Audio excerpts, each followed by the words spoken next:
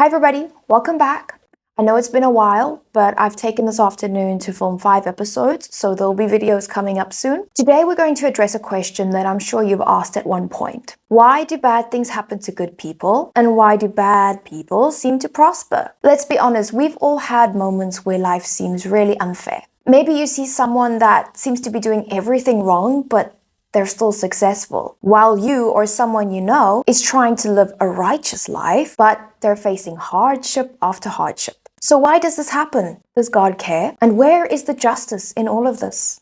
We're going to answer these questions today. Interestingly, we're not the first people to ask this question. In fact, even people in the Bible asked it. In Psalm 73, we find the psalmist Asaph wrestling with this very issue. Let's take a look at what he says. Psalm 73 verse 2-3. But as for me, my feet had almost slipped. I had nearly lost my foothold, for I envied the arrogant when I saw the prosperity of the wicked. Asaph is basically saying, I was doing my best to stay faithful, but I almost lost it because I couldn't understand why the wicked were doing so well. But here's the thing. The Bible is very clear that the prosperity of the wicked is temporary. Let's keep reading Psalm 73. In verse 17, Asaph says, until I entered the sanctuary of God, then I understood their final destiny. So what we see on the outside, wealth, fame, or even an easy life, is not the full story. In the end, everyone will be held accountable to God. So from a biblical perspective, the prosperity of the wicked is not something to envy,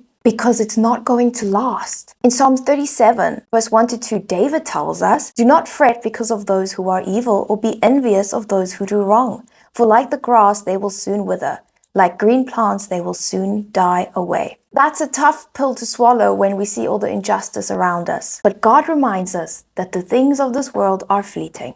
True justice comes from Him in His time, and not ours. Now let's talk about something called timing. One of the reasons that we struggle with the fairness of life is because we expect immediate justice. We want things to be righted now, but God's justice often does not operate on our schedule. Listen to Matthew 5 verse 45. He causes His sun to rise on the evil and the good, and sends rain on the righteous and the unrighteous. Jesus reminds us here that in His word, both the righteous and the unrighteous experience good and bad things. God allows the sun to rise on both the good and the bad. This means that in this fallen world, everyone will face both blessings and hardships. So why does God allow this? Sometimes we just don't know, but we can trust that His plan is bigger than what we can see. In fact, Romans 8 verse 28 tells us that in all things, God works for the good of those who love Him, who have been called according to His purpose. So even in the midst of what seems unfair, God is working for your good. So where does this leave us? Are we supposed to just sit back and accept the injustice we see?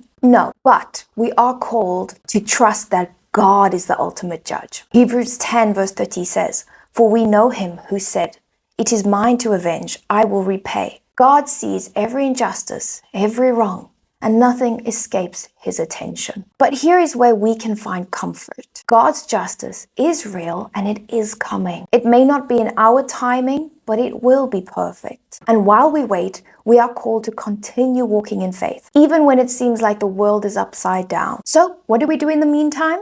What do we do while we wait? Micah 6 verse 8 says, He has shown you, O mortal, what is good, and what does the Lord require of you?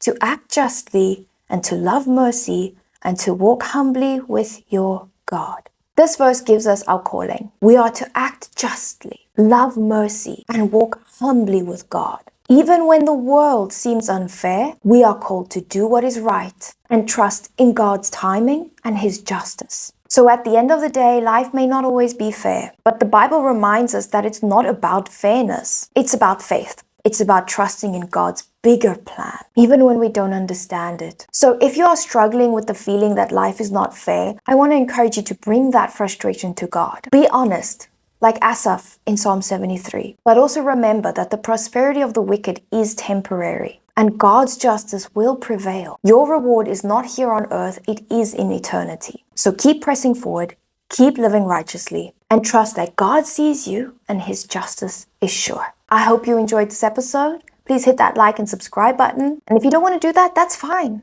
No worries. That's cool. That's a great